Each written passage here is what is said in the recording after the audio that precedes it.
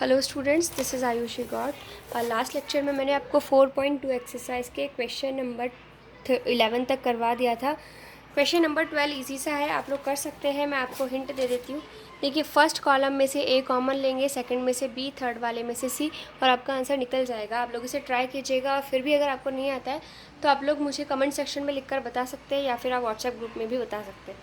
आज हम करेंगे एक्सरसाइज का क्वेश्चन नंबर 13 एग्जाम्पल में क्वेश्चन में आपको दिया है, डेल की वैल्यू दी है, एक सारणिक का मान दिया है, A1 B1 C1 आदि क्रमशः अवयव इसके सहखंड हैं, तो सिद्ध कीजिए। If A1 B1 capital A1 B1 C1 are the cofactors of element A1 B1 C1 then prove that. हमें क्या प्रूव करना है कि डेल स्क्वायर का मान इसके बराबर होगा। इसका मतलब डेल आपको दिया है, इसके स्क्वायर का मान हमें क्या बताना है कि इसके सहखंडों की सारणिक, मतलब इसकी को फैक्टर्स के डिटर्मिनेंट के बराबर होगा। इसके लिए आपको एक हिंट यहाँ दिया है, इस हिंट का आपको यूज़ करना है, और इस हिंट की हेल्प से ही क्वेश्चन बहुत ईजीली हो जाएगा। देखिए, हिंट में हमें क्या दिया है, del into del dash. Del तो ये यहाँ पर है, और यहाँ से डेल डैश किसे माना है, इसकी सारणिक। ये जो हमें रिजल्ट प्रूव करना है, मतलब जो सहखंडों की सारणिक है, जो को फैक्टर्स की सारणिक है, उसे इसने माना है डेल डैश। क्वेश्चन नंबर 13, हमें डेल गिवन है। Del is equals to A1 B1 C1 A2 B2 C2 A3 B3 C3। अब हमें हिंट का यूज़ करना है। उससे पहले हमने माना डेल डैश बराबर A1 B1 C1 A2 B2 C2 A3 B3 C3। Del dash हमने एक ऐसी सारणिक, ऐसा डिटर्मिनेंट माना है जो कि क्या है, इसके को फैक्टर्स के सहखंडों की सारणिक है। अब हमें निकालना क्या है, हम डेल इंटू डेल डैश की मदद से डेल स्क्वायर की वैल्यू निकालेंगे।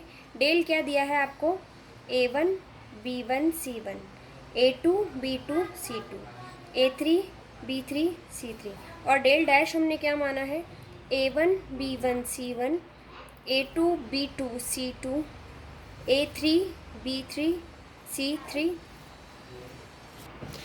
अब देखिए, हमें क्या करना है, इन दोनों सारणिकों को, इन दोनों डिटर्मिनेंट्स को हमें मल्टीप्लाई करना है।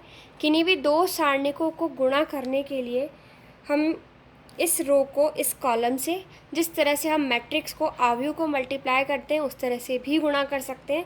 और रो इनटू रो, मतलब हम पंक्ति को पंक्ति से भी गुणा कर सकते हैं।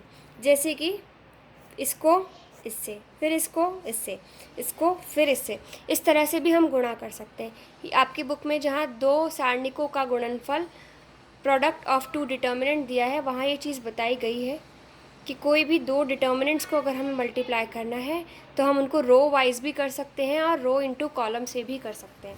यहाँ पर मैं इसको रो इंटू रो से करूँगी।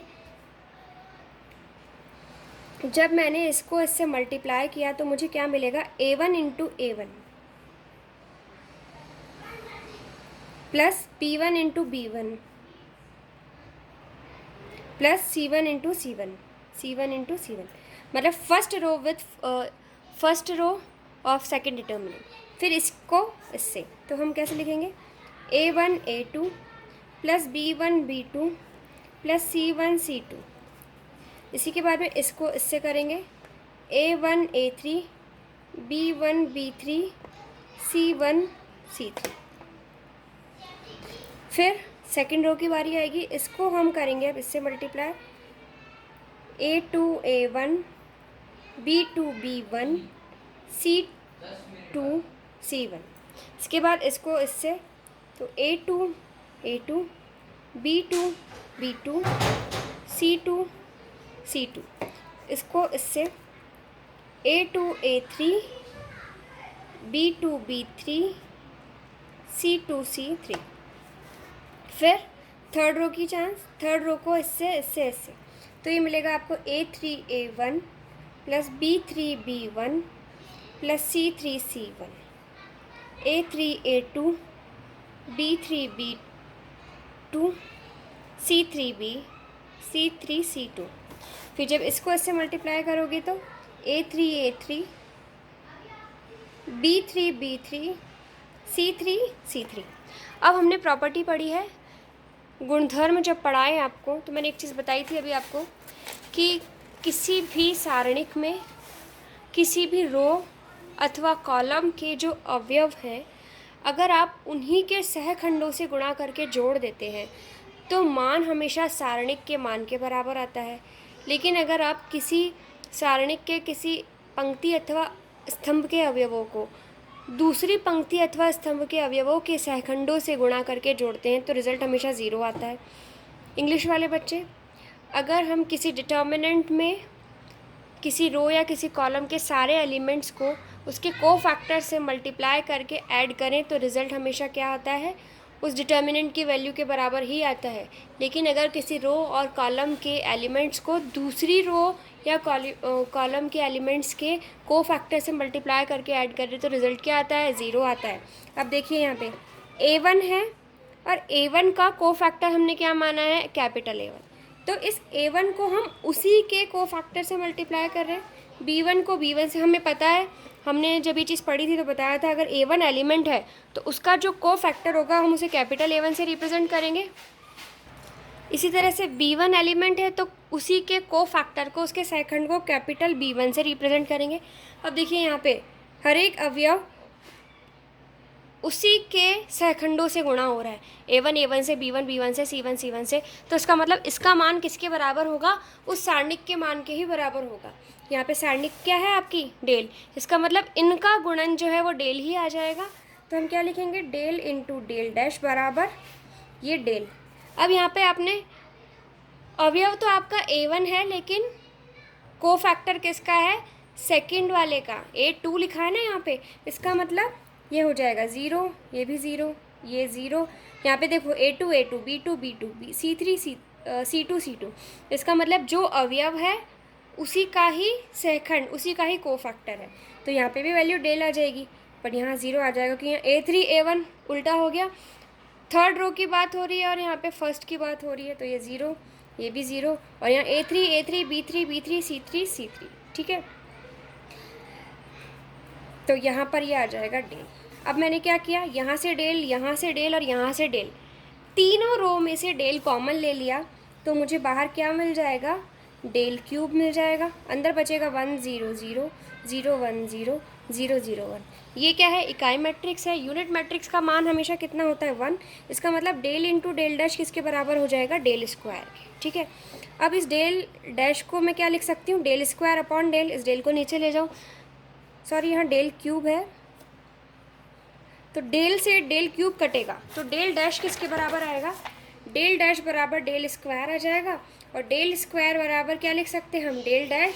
और डेल डैश हमने क्या माना था, देखिए ये माना था हमने डेल डैश को, तो A1 B1 C1, A2 B2 C2, A3 B3 C3, ये हमें सिद्ध करना था और ये हमारा आंसर आ गया। आई होप आप लोगों को समझ में आ गया होगा। अब हमें करनी है एक्सरसाइज जो विविध प्रश्नमाला है आपकी, मिसलीनियस एक्सरसाइज। मिसलीनियस में देखिए 1 से लेकर 10 तक के जो क्वेश्चंस हैं आपके, ये सारे ही ऑब्जेक्टिव हैं। ये आपका होमवर्क है, आपको करके देखने हैं। अगर जो भी प्रॉब्लम आती है आप मुझे मैसेज में बताइए, फिर हम उसे सॉल्व करेंगे, लेकिन आपको पहले खुद से करने।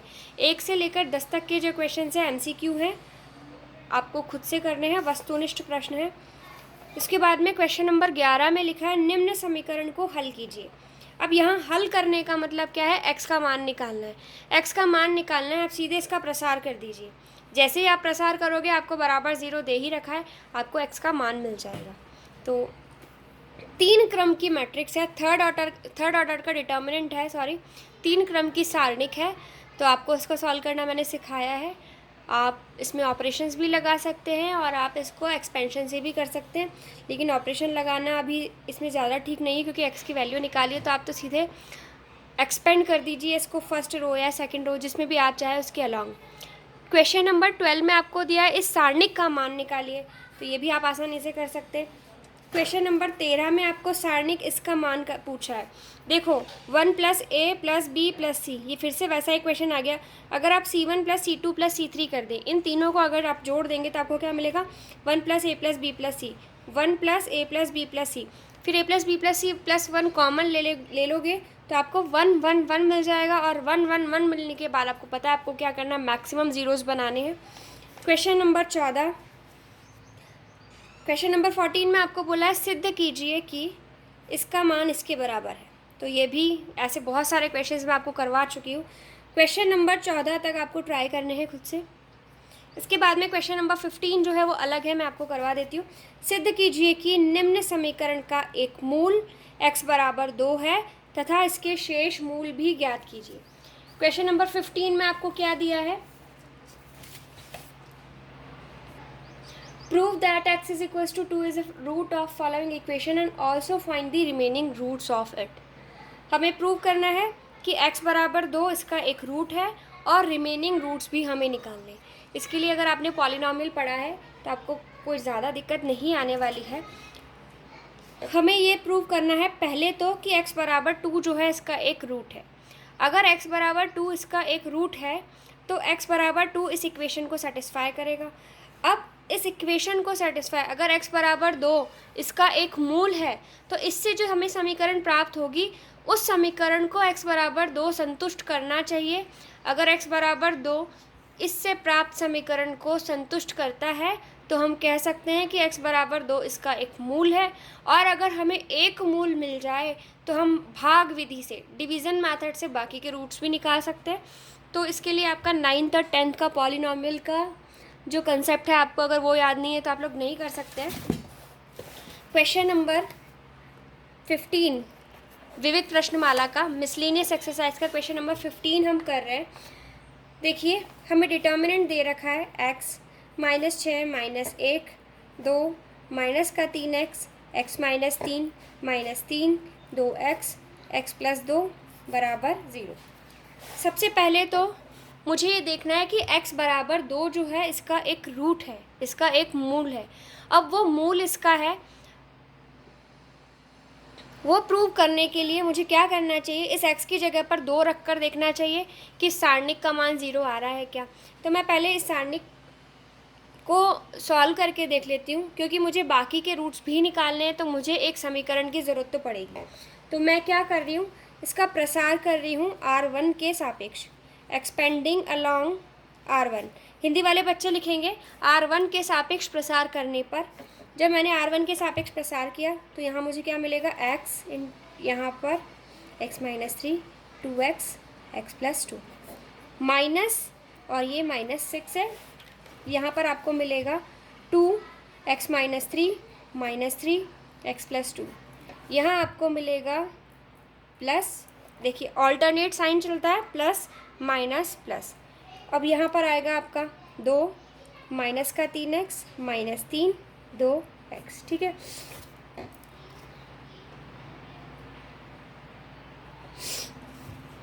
पहले हम LHS लेके चल रहे हैं, और अगर यहाँ x की जगह मैंने 2 रख दिया और 0 आ गया, इसका मतलब समीकरण संतुष्ट हो रही है।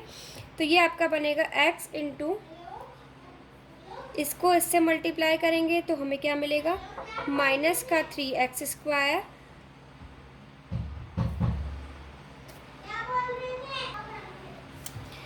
इसको इससे और इसको इससे, तो हम कैसे लिखेंगे, माइनस का 3x into x + 2 minus 2x into x -3। इसके बाद में माइनस माइनस प्लस में 6 दिस इंटू दिस, तो ये होगा 2 इंटू x + 2 माइनस का 3 इंटू x -3, फिर -1 2 इंटू 2x -3 इंटू -3x। ये बनेगा आपका x। जब आप इन्हें मल्टीप्लाई करेंगे तो ये मिलेगा माइनस का 3x² माइनस का 6x माइनस में 2x² और माइनस माइनस प्लस में 6x, ठीक है, प्लस 6। ये बनेगा आपका 2x + 4 माइनस माइनस प्लस में 3x -9।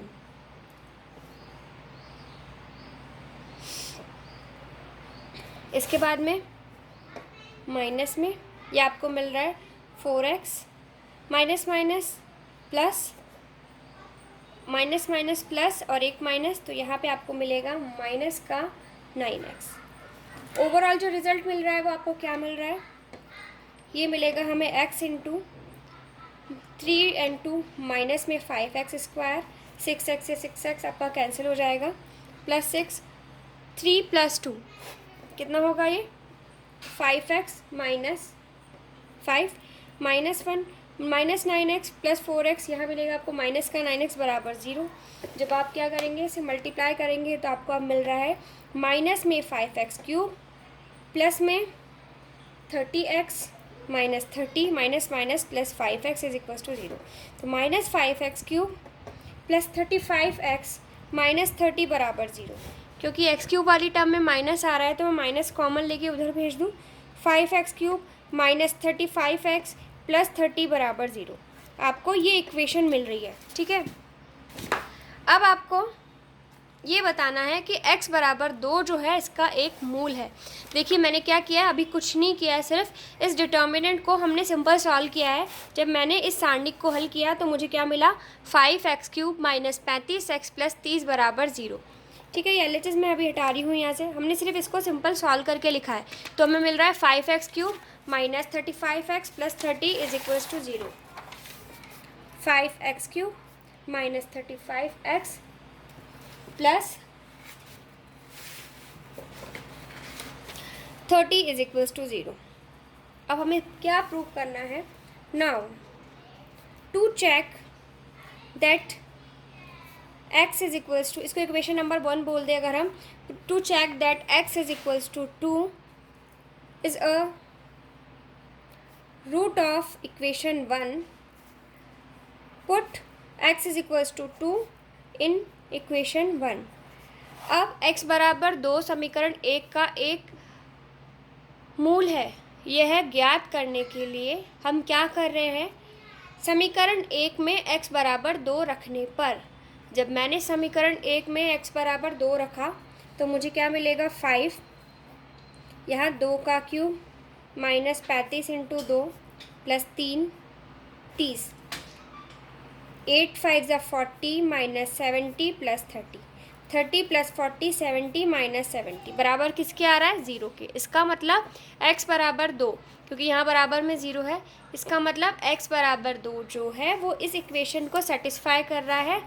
दिस इम्प्लाइज x = 2 समीकरण 1 को संतुष्ट करता है, अतः x - 2 इसका एक गुणनखंड हुआ, एक फैक्टर हुआ।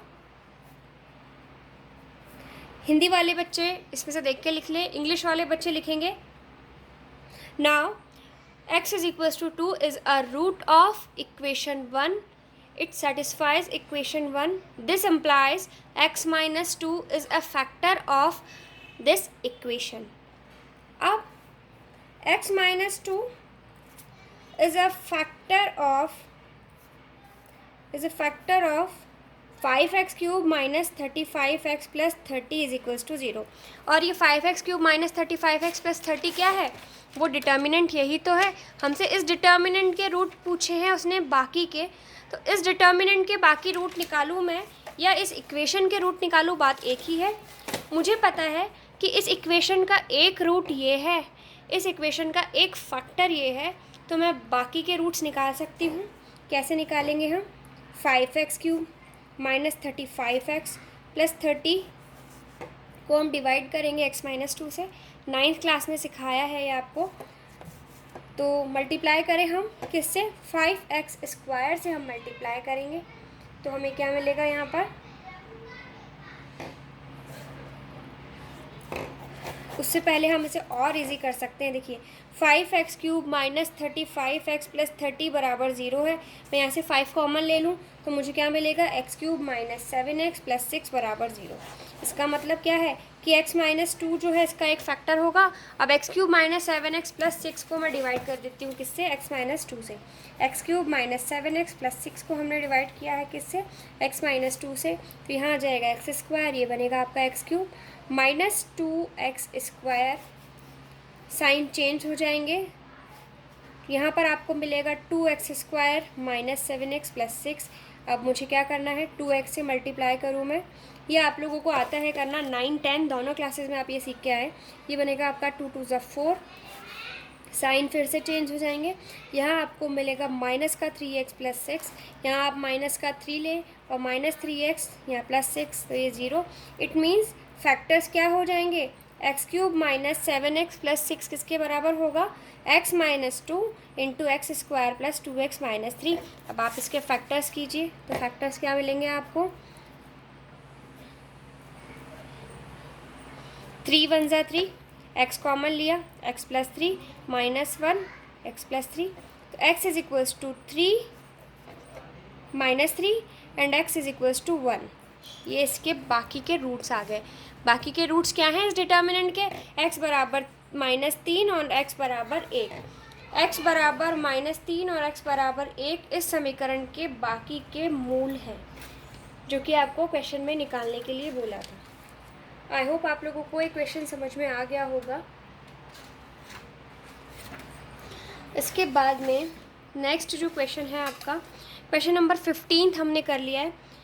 क्वेश्चन नंबर 16, 17 जो सिंपल क्वेश्चन है, ऐसे मैं पूरी आपको एक्सरसाइज का एक एक क्वेश्चन करवा चुकी हूँ। ये क्वेश्चंस आपको खुद से करने हैं और फिर मुझे बताना है कि आपको इनमें से क्या प्रॉब्लम आ रही है, क्योंकि मिसलीनियस एक्सरसाइज के क्वेश्चन में से मैं सिर्फ आपको वही करा रही हूँ जो हमने अभी तक नहीं किए हैं, जो बिल्कुल अलग है।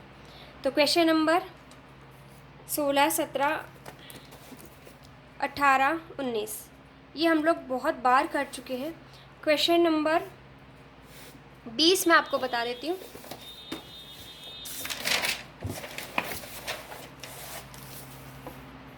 क्वेश्चन नंबर 20 में हमें दिया है a square plus B square upon C A B, this is C, B square plus C square upon A B, C A C square plus A square upon B is equals to 4abc। हमें prove करना है।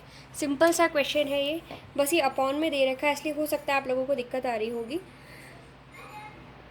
देखिए मुझे दिख रहा है यहाँ c है, यहाँ पर भी c है। अगर यहाँ पर c मैं ले लूँ, मैं अगर यहाँ c से गुणा और भाग कर सकती हूँ अगर, तो क्या होगा, c से देखिए